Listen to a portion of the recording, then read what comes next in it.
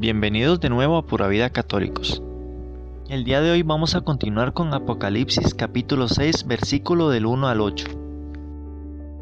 Espíritu Santo, eres el alma de nuestra alma. Te adoramos humildemente. Ilumínanos, fortifícanos, guíanos y consuélanos. Y en cuanto corresponde al plan eterno del Padre Dios, revélanos sus deseos. Danos a conocer lo que el amor eterno desea de cada uno de nosotros. Danos a conocer lo que debemos realizar. Danos a conocer lo que debemos sufrir. Danos a conocer lo que con silenciosa modestia y en oración debemos aceptar, cargar y soportar.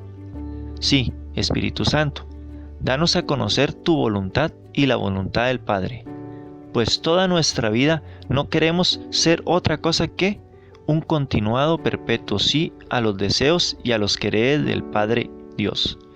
En Jesucristo nuestro Señor. Amén. En esta parte del Apocalipsis vamos a ver los decretos del libro de los 7 sellos. Además que vamos a ver la apertura de los mismos y que cada uno manifiesta los símbolos de la justicia divina. Con la apertura de los primeros 4 sellos aparecen los símbolos de diversas calamidades. Los 4 primeros flagelos, representados por los 4 jinetes, simbolizan las calamidades más frecuentes de la antigüedad: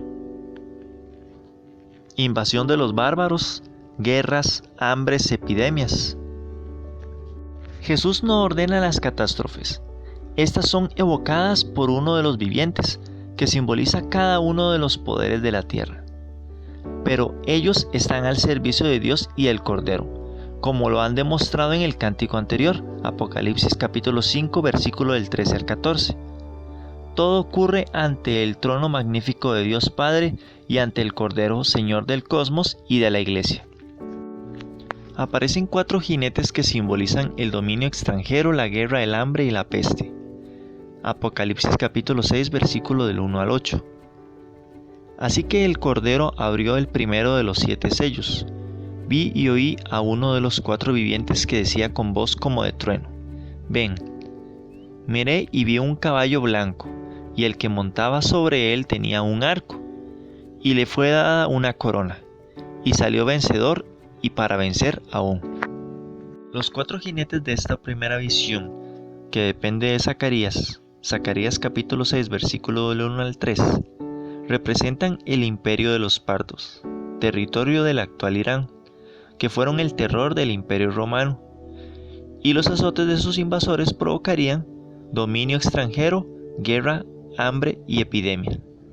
Pero al mismo tiempo son también tipos de los azotes con que es amenazado el mundo pagano. Los 4 vivientes que sostienen el trono de Dios son los que dan aviso al profeta, uno tras otro, para que se acerque y vea lo que va a suceder. A la apertura del primer sello aparece un caballo blanco, y el que lo monta lleva un arco y recibe una corona, señal de la primer victoria, que irá seguida de otras más. El primer caballo es blanco, como el que utilizaban los emperadores romanos en sus desfiles de victoria. El jinete es un guerrero victorioso, que se dispone a vencer otra vez. El jinete blanco parece representar a los partos, prototipo de los pueblos belicosos, como se ve por el arco que era el arma característica de los guerreros. El color blanco del caballo y la corona son signos de victoria y de dominación. Los partos instalados sobre el Éufrates constituían una amenaza continua contra el Imperio Romano. En el año 62, el rey parto Vologesis había logrado vencer a las legiones romanas junto al río Tigris. Esta victoria presagiaba otras. Por eso se dice que el jinete salió vencedor y para vencer aún. Desde los tiempos de San Ireneo, casi todos los comentaristas antiguos y muchos modernos han visto en el jinete blanco a Jesucristo, o la personificación del Evangelio, que había obtenido victorias a través del mundo y las seguiría obteniendo. Esta interpretación se apoya sobre todo en las semejanzas con el caballo victorioso del Apocalipsis capítulo 19, versículo 11, que representa evidentemente a Jesucristo. Pero contra esta interpretación militan las razones siguientes. La visión de los 4 jinetes se inspira en Zacarías capítulo 6 versículo del 1 al 3, en donde simbolizan azotes. Luego lo normal es que también aquí tengas ese sentido. Por otra parte, el primer jinete del Apocalipsis forma un todo con los otros tres, que ciertamente representan calamidades. Y finalmente, si se tratase de la predicación evangélica, no se explica por qué no llevan ningún signo distintivo, mientras que los demás jinetes llevan todo, un símbolo que los caracteriza. El arco que lleva el primer jinete no parece ser un signo distintivo apropiado para designar la predicación evangélica. Por consiguiente, creemos que el primer jinete representa el azote de la invasión de los bárbaros, tan frecuentes en la antigüedad. Los bárbaros a los cuales hace referencia San Juan en este pasaje parecen ser los partos, que en aquella época eran los más temibles adversarios del Imperio Romano y de la cultura griega. Sus amenazas y sus victorias tuvieron atemorizados a los habitantes del imperio durante mucho tiempo. Podemos concluir que la ambición de poder es el origen de todos los males históricos. Tras el afán del dominio llegan las consecuencias, la guerra, el hambre y la muerte. Es un ejemplo de lo que estamos viviendo en Venezuela.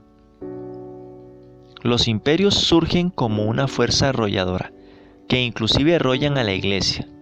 Ella suele ser la primer víctima, por oponerse al totalitarismo absoluto, que quiere suplantar a Dios. Y es la víctima más fácil, porque lucha con armas desiguales, con paciencia, sufrimiento y martirio. Todo es lucha de poder. Cuando abrió el segundo sello, oí al segundo viviente que decía: ven. Salió otro caballo virgen, y al que cabalgaba sobre él le fue concedido desterrar la paz de la tierra, y que se degollasen unos a otros, y le fue dada una gran espada. Después de abrir el segundo sello apareció un jinete de color virgen, es decir, del color de la sangre, al cual fue entregada una gran espada. Se le dio el poder de desterrar la paz de la tierra y hacer que los hombres se degollasen unos a otros. La espada, arma de las legiones romanas, simboliza las guerras intestinas del Imperio Romano, que tuvieron lugar en el año 69 después de Cristo. Estas luchas eran conocidas sin duda por San Juan y pudieron sugerirle la imagen del caballo rojo de la guerra. Al ansia de poder responde espontáneamente la guerra. Al intento de dominar el ser humano responde no dejarse oprimir. El conflicto es inevitable. La libertad es un valor totalizante del ser humano, que lucha por no perderlo. El primer pecado del hombre fue precisamente el de buscar su propia autonomía, incluso frente a Dios. Desde entonces se instauró el pecado, la guerra, la muerte sobre todo el mundo, manifestada también por la lucha de poder de las familias. El ángel soberbio que se rebeló contra el dominio paternal de Dios fue el príncipe de este mundo. Podríamos definir la historia de la humanidad como la historia de la guerra, que estudiamos en la escuela y en el colegio. Jesús, el Hijo de Dios, quien vino a traer la paz. Por eso no devolvió ofensa por ofensa, sino que soportó las injusticias dejando en manos del Padre su causa. Primera de Pedro, capítulo 2, versículo del 23 al 24. Y así también hemos de responder nosotros los cristianos. El sermón de la montaña es el plan de vida de todo cristiano. Mateo capítulo 5, versículo del 1 al 7. Las cartas de los apóstoles dan doctrina para los esclavos que hoy nos parece insoportable. Ver Romanos capítulo 13, versículo del 1 al 7. Y ver Primera de Pedro capítulo 2, versículo de 18 al 23. Cuando abrió el sello tercero, al oír al tercer viviente que decía: ven, miré y vi un caballo negro, y el que lo montaba tenía una balanza en la mano. Y oí como una voz en medio de los cuatro vivientes que decían: 2 libras de trigo por 1 denario, y 6 libras de cebada por 1 denario, pero el aceite y el vino no tocarlos. Al abrir el tercer sello se ve a un caballo negro, y el jinete que lo monta lleva en su mano una balanza. La voz del tercer viviente declara el significado de esta balanza, que no es otro sino el de la carestía y del hambre. La miseria es una de las consecuencias de la guerra que todavía se ve hoy. Los ejércitos arrastran con frecuencia a los campos y la gente ante el temor de perder sus cosechas. La balanza de la cual se habla aquí sirve para pesar el pan. Cifras en Ezequiel capítulo 4 versículo del 16 al 17. Con fin de apreciar mejor los datos del texto, recuérdese que, según la parábola evangélica de Mateo capítulo 20 versículo 2, el denario era el jornal de un obrero. Pues bien, para comprar 2 quienices de trigo o 6 quienices de cebada, era naturalmente más barata y constituía el alimento de los pobres. Había que pagar un denario. Los quienices era la unidad de medida de volumen de la antigua Grecia para materia seca. Para darnos cuenta de lo elevado del precio, hay que tener en cuenta que el quienice equivalía a 1,79 litros. Además, se sabe que en tiempos normales por un denario se podía comprar 15 quienices de trigo o 24 de cebada. El aumento tan exorbitante del precio del pan sirve para dar una idea del hambre que habría que venir. En cambio, el vino y el aceite abundarían de sobremanera. Esta especie de paradoja se explica bien si tenemos presente que el Estado romano, con el fin de costarse menos el pan, hacía compras masivas de trigo en Egipto y en África. Con esto, el precio del trigo bajaba y su cultivo se hacía poco remunerador. En consecuencia, los agricultores romanos creyeron que les resultaría más rentable el convertir sus primeras tierras en viñas. Este fue el motivo de que se hubiese una gran sobreabundancia de vino en Italia principalmente. Por eso Domiciano se vio obligado a dar un decreto en el año 92 con el fin de restringir el cultivo de las viñas. En él ordenaba que no se plantasen más viñas en Italia y que en las provincias se destruyesen la mitad o más. Esta situación económica debía de durar desde hacía años, para que el emperador tratara de remediarla con medidas tan radicales. San Juan bien pudiera aludir a esta situación. La abundancia del vino y del aceite podía agravar más el malestar porque, sin satisfacer las necesidades alimenticias, obligaba a los agricultores a vender estos productos a precios muy bajos. De ese modo se encontraban sin dinero suficiente para comprar los alimentos que eran sumamente caros. Cuando abrió el sello cuarto, oí la voz del cuarto viviente que decía: «Ven». Miré y vi un caballo bayo, y el que cabalgaba sobre él tenía por nombre Mortandad, y el infierno le acompañaba. A los 4 jinetes les fue dado poder sobre la cuarta parte de la tierra, para matar con la espada, con el hambre, con la peste y con las fieras de la tierra. Después de la invasión de la guerra y del hambre viene la peste. El color claro verdoso del jinete es el color del cadáver en putrefacción. Por eso el jinete es llamado mortandad, o mejor dicho, muerte. Pero aquí la muerte hay que entenderla de la peste. En los libros griegos de la Septuaginta traducen frecuentemente por peste. Como el hambre, era la peste compañera inseparable de las guerras en los tiempos antiguos, a causa del poco o ningún cuidado de enterrar los cadáveres y de la suciedad en los campos y en las ciudades. El Hades Seol aparece aquí personificado como un individuo siniestro que seguía a la peste y a los otros 3 azotes que tragaban las víctimas que estos dejaban. Cifras en Isaías capítulo 5 versículo del 13 al 14, Proverbios capítulo 30 versículo del 15 al 16. El versículo 8 precisa que las calamidades de los 4 primeros azotes fueron limitadas a la cuarta parte de la tierra.